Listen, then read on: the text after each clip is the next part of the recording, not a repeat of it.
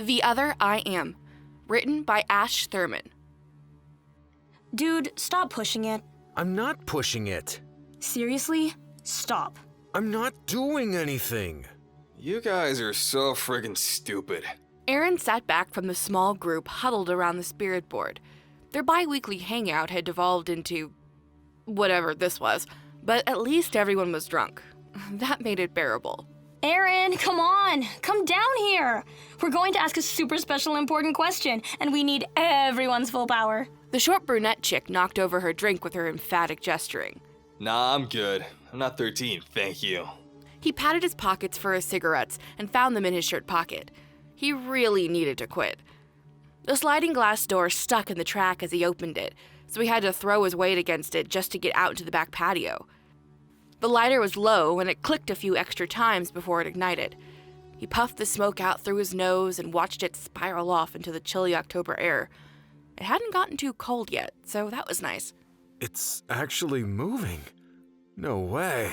There was another fit of gasping and giggles behind him in the living room. He took a swig of his drink and another puff on his cigarette. Some of the bite had gone out of his vices when the world started seeing him as an adult, but he hadn't dropped them yet. If things went as planned, he would graduate at the end of the next semester. He would try to shake his habits before then, but he was already of the mind that he wouldn't beat himself up over it if he failed. You've gotta come see this. The girl from before was half crawling across the floor toward him. The little thingy is moving all on its own, I swear to God. You've got to come see it. She tugged on his jeans frantically.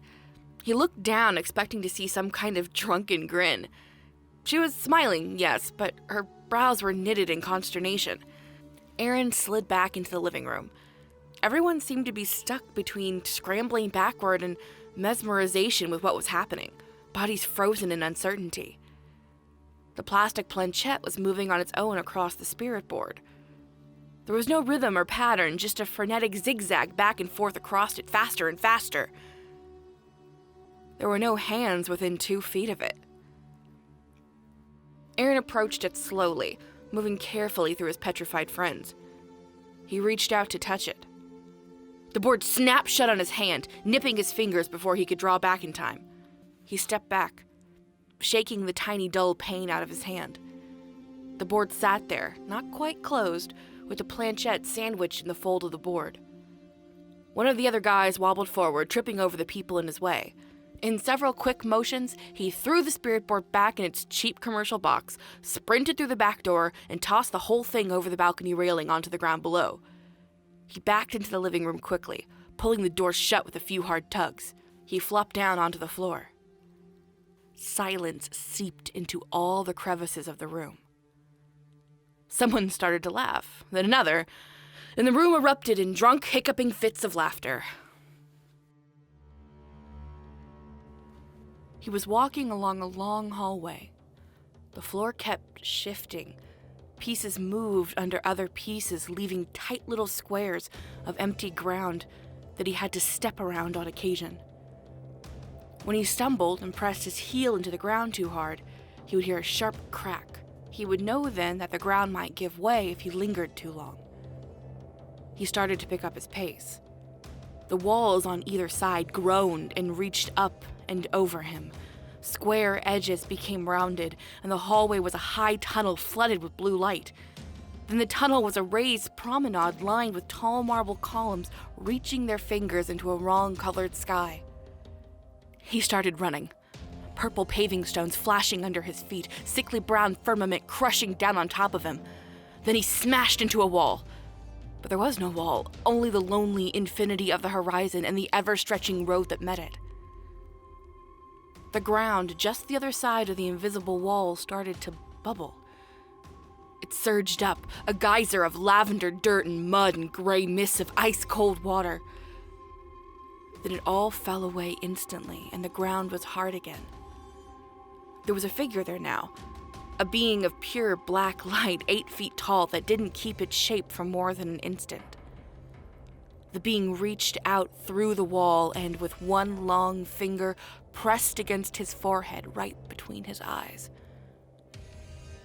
For an instant, the world was inverted in position and color. Then it was black. Aaron felt like he was drowning and sputtered awake. His gray ceiling spun into view. He had driven home. He shouldn't have, but he did. It was only now, with the threat of a hangover looming above his head, that he realized how drunk he really was.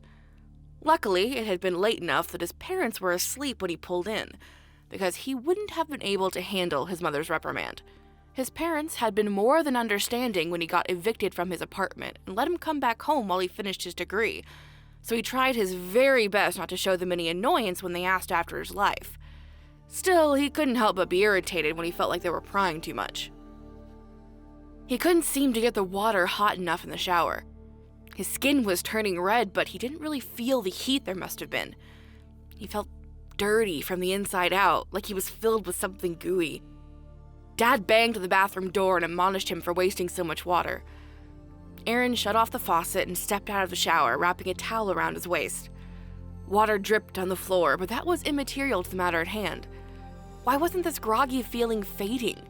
He was usually able to shake it off quicker than this. He leaned forward over the bathroom sink and stared up at his ragged reflection in the mirror. He needed to shave, probably. The part-time job he was forced to work as a condition of his residence in this house wasn't especially picky about employee appearance, but he was already on thin ice. Oh well, he couldn't be blamed for being unemployed if they fired him, right? He played with the part in his scraggly blonde hair. He needed a haircut, too. Also needed to get some of the squishiness out of his midsection. His chest and back hurt and his teeth were yellow. He was too young to be falling apart like this. Well, at least you've got potential. He spun around to look for the voice. Of course, he was alone in the bathroom. Hey, turn around so I can get a better look at what we're working with. Not sure what was making him do so, he turned his body and twisted his neck so that he was looking at his backside in the mirror. Not bad. But you're right, we do need to get some more exercise. Aaron finally figured out where the voice was coming from. It was in his head. It was his own voice talking to him in his own head. But he wasn't having the thoughts that were happening, like someone was thinking for him. He wrenched back around and slammed his hands down onto the countertop. He stared at his face in the mirror. He smiled quickly, but it wasn't him that pulled the corners of his mouth. It was like parts and pieces were moving on their own. Well, that's interesting. I didn't think I'd be able to control you this easily. Stop it! Aaron finally screamed, his own physical voice ricocheting around the bathroom. There was a humming silence in the wake of this outburst. You can just think things. No need to scream at me. Aaron took a few deep breaths. There was a quiet knock on the door. Honey, you okay? Yeah, Ma, I'm fine. I was just reworking a conversation I had last night. That's all. All right then. She replied with uncertainty, then moved away. Aaron kept peering at his reflection. Okay. He thought. Okay. Who are you? I am. You are what? Just that.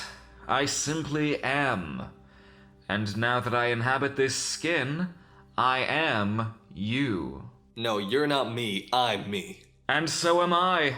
Aaron stared at his reflection some more. This isn't going anywhere. So, are you like a demon or a ghost or something?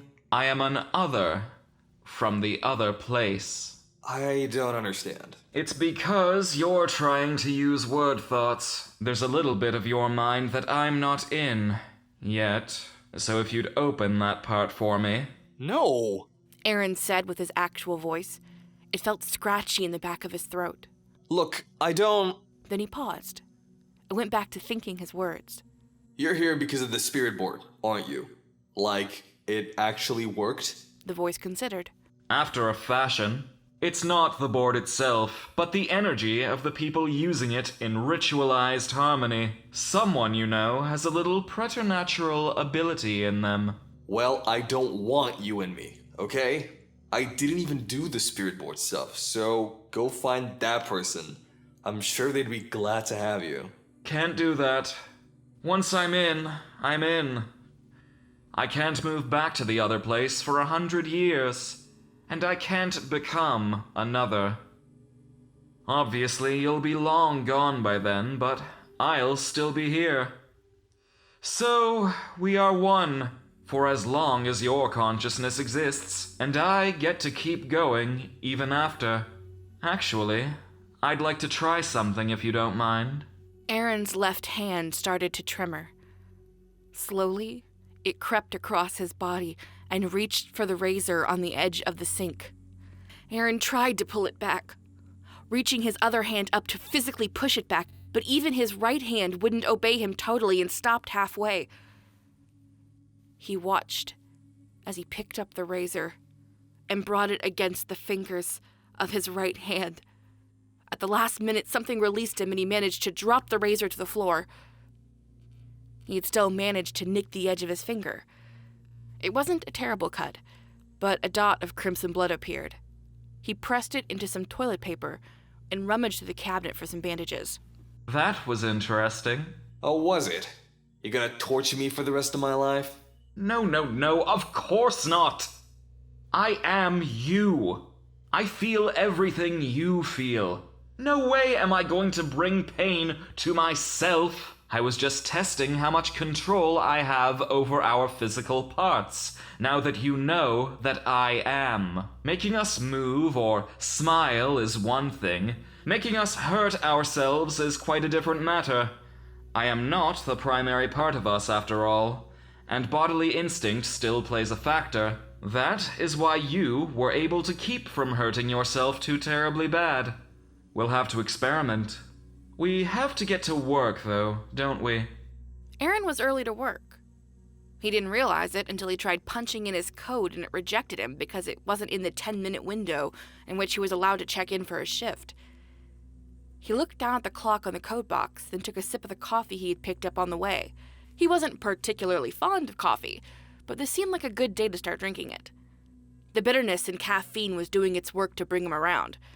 The voice wasn't talking to him, but he felt the sense of other in his brain now. He was becoming aware that he wasn't the only one using his body, but it was softer than it had seemed in the bathroom.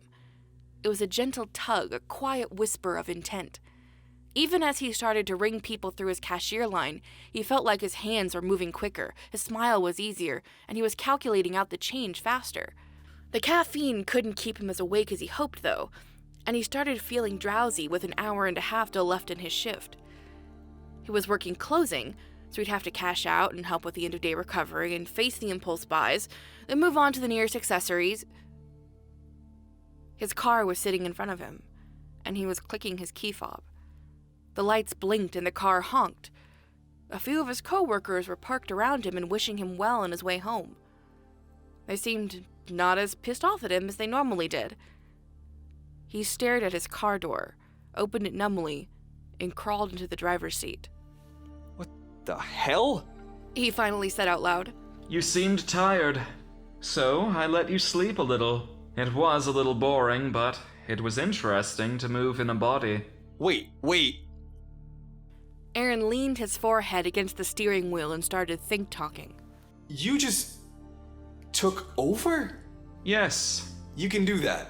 I guess. You guess? Well, I've never had a body before. Does it bother you? Would you rather I didn't? Aaron considered it. I don't know. I feel not tired and I didn't have to actually do anything. Is there a time limit or something? Why did I wake up all of a sudden? I don't know how to drive yet. And it's tiresome. I'm still settling in. Aaron started to get nervous.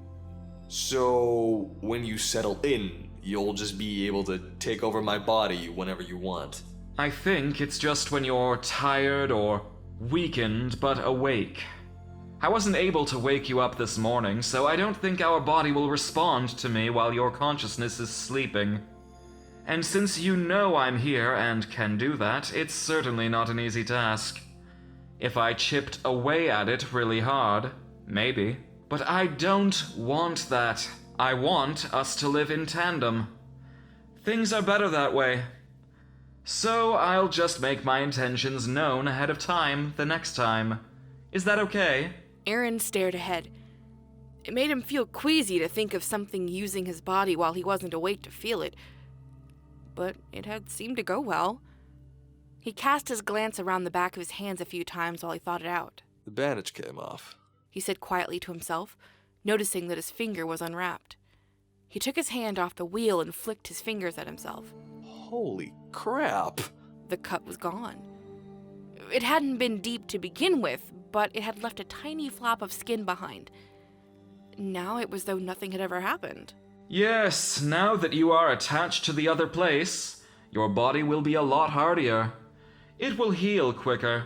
While I'm forced to reside in it, I can also reanimate it should the worst happen. Whoa, you can bring me back from the dead? I can reanimate your corpse. The voice said pointedly. Okay, that just might make this whole thing worth it. That is awesome. So, do you need me to teach you how to drive or something? Because I gotta tell you, driving into campus after staying up late is a real pain in the ass sometimes. Just drive. Our body will teach me. Aaron poked his belly. He had abs. They weren't anything to write home about, but they were present and firm. The voice liked going to the gym and was happy to use the membership his parents had gotten him the year before. The voice liked running and playing a pickup game of basketball when it had the chance as well. Since he had stopped smoking, he was breathing easier and he didn't feel like garbage all the time. The voice also knew how to write essays, apparently, and managed to smash out a B+ worthy report in just a night. The professor had even called Aaron into his office to allay his fears that Aaron had turned to plagiarism to get his grade up. It was able to ace pretty much any test with only a few hours of studying, and was actually good at the chemistry lab class that Aaron had managed to fail twice already. All Aaron had to do was give his body over to the voice. He gave his arms a quick stretch before tucking his shirt in. He didn't feel as tired as he usually did at this point in the week. It was probably because he was sleeping through most of his shifts at work. The voice liked interacting with the customers. It used that time to learn how to communicate better with other people. Aaron was willing to let the voice manage every shift he had to work at that terrible place. Mom, heading out. Aaron called as he moved his way from the bathroom through the house. Don't drink and drive! She called back like she always did, but that was one of the brilliant side effects of having the voice inside him. When he got drunk, he felt the giddiness of being tipsy, but none of the more dulling effects of intoxication. He hadn't had a hangover in months now.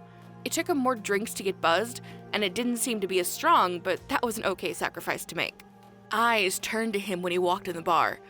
That was something he was happy to never get tired of. He was certain he looked the same as he always did, but there was something about the voice that made him radiate a sort of relaxed sophistication. People, girls in particular, really seemed to notice him. At first, he'd get into conversation and things would start to slide downhill once the other party realized his outside didn't quite match his inside. Now, though, he was able to hold up the pretense for longer. He knew things that he didn't remember learning. He had political and social leanings that somehow vocalized themselves in an intelligent and objective manner. The voice probably had a hand in that. He found his little group he was meeting up with, and he set his sights on her immediately. This little blonde number, Ella, had been in his periphery for quite a while, but she had been attached until recently. Now she was fresh off a breakup, so he intended to catch her on the rebound. She was a little resistant to his flirting, that was for sure, but she'd give way.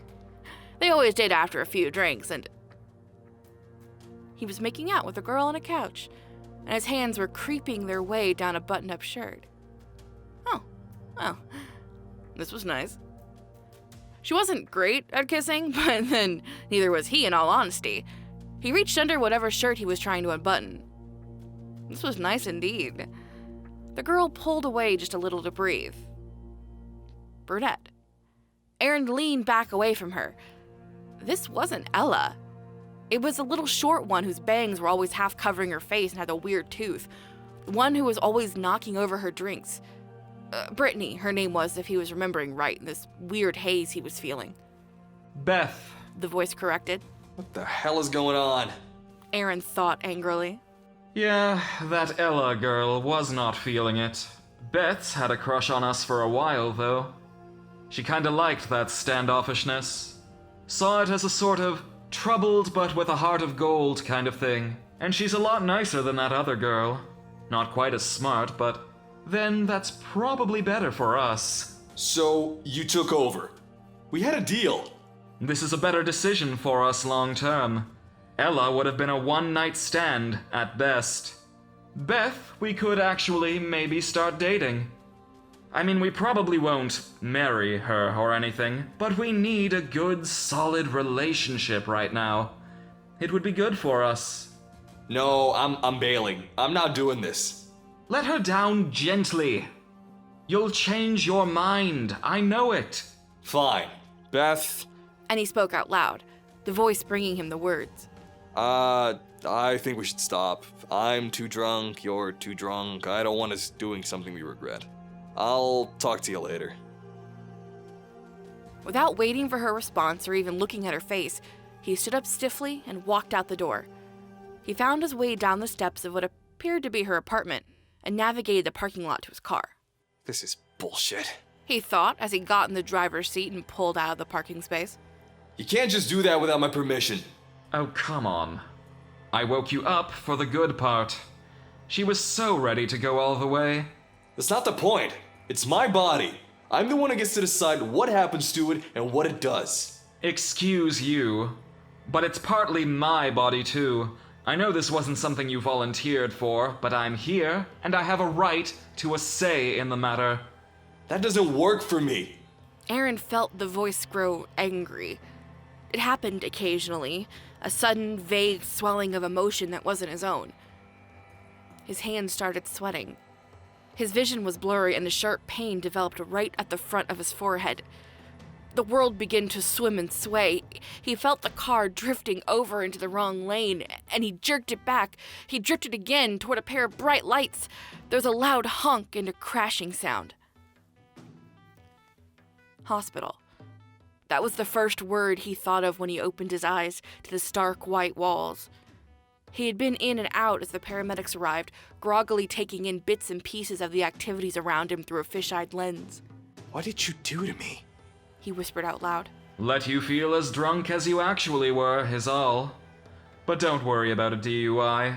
They did a blood test, but it won't come back over the limit. Why, man? Aaron kept talking out loud. It was the only way he could form coherent thoughts at the moment. To show you that you're not the only one in here. I live in this body, and I like it here. So you're going to have to be more congenial to me. By trying to kill me? Whatever. Like that would even matter. Right, you just keep thinking that. The other party in the accident hadn't been scratched. Aaron had totaled his car against an SUV that barely felt it. He himself managed to leave the ER early the next morning with little more than a few stitches that were almost completely healed a day later. He had taken off work for the weekend, but he was back in class on Monday. The voice hadn't made itself known in all that time. Something was brewing. The middle of next week, while starting to fall asleep during a lecture he normally let the voice handle, he felt a tug between his eyes. It was the same sensation that he felt when he let himself go, only he hadn't given the voice permission, so he fought it. The voice fought back. He fought harder until he was pressing his eyes closed and scrunching up his face. The voice gave up. A dozen more times over the next couple of weeks, he fought a tiny battle with the voice. Then, one morning, he woke up in different clothes than he had gone to bed in. Then he seemed to teleport from the door of the lecture hall down 2 flights of stairs to the building exit, his feet moving all the while. Then he went from sitting in his room browsing the internet to grocery shopping for his mom. The voice was teasing him. It was showing him what it could do. When he tried to think-talk at it, it didn't respond. After about a week and a half of peace, Aaron lost a whole day. Everything in his life seemed to have functioned properly in his absence, better even. Then a week later, he lost 3 days. Then 10. Then he stopped sleeping. But then he'd get too tired, and he'd lose another day. He was sitting on his bed, knees up to his chest, staring at the TV. His parents were 2 days into a 4-day visit to his grandparents, and he hadn't slept since they left. He called in sick to work. He didn't go to class. Instead, he just rocked back and forth, trying with every last granule of energy he had left to keep himself awake. That was the only thing that mattered to him at the moment. He was losing his life. I'll just end it. He said to himself out loud. Nah, that won't work. That asshole will just bring me back to life. That's not very nice. This was the first time the voice had spoken to him since the hospital. Well, if you'd stop taking over my body... Aaron refused to think-talk at it and said the words to the empty room. I'm sorry you feel that way. Hasn't your life improved since I've started sharing this body with you? It's not an improvement if I'm not around for it. Were you really living it before? You were wallowing in mediocrity. You were nothing. Shut up! Aaron covered his ears.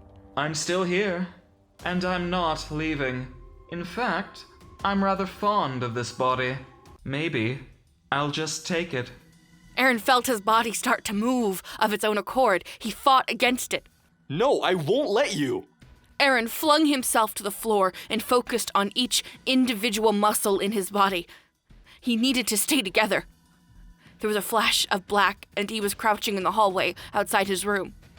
He crawled back toward his bed, every movement bogged down in quicksand.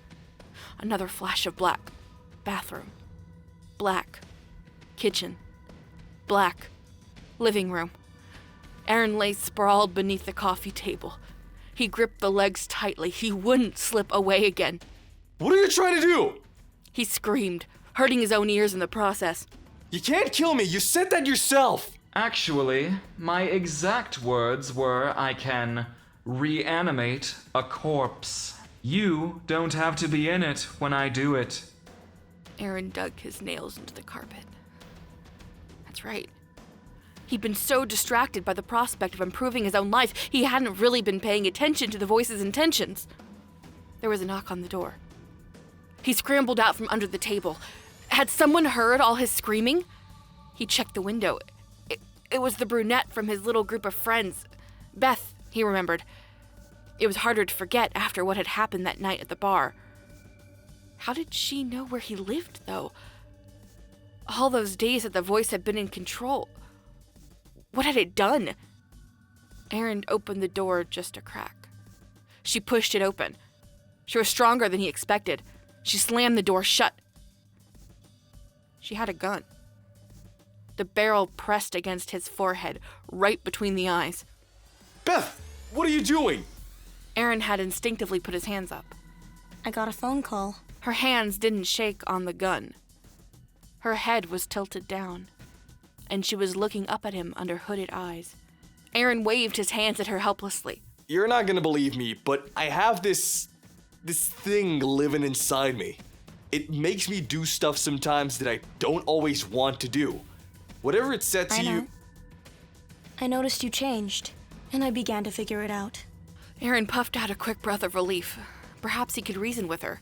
Okay, so I'm working on controlling it, okay? So if it's done anything to mess with you... Actually, we all kind of prefer it to you. Aaron's breathing picked up. Okay, I understand that. But here's the deal. If you kill me, it gets my body. No going back. Yeah, that's kind of the point. There was a click and a bang.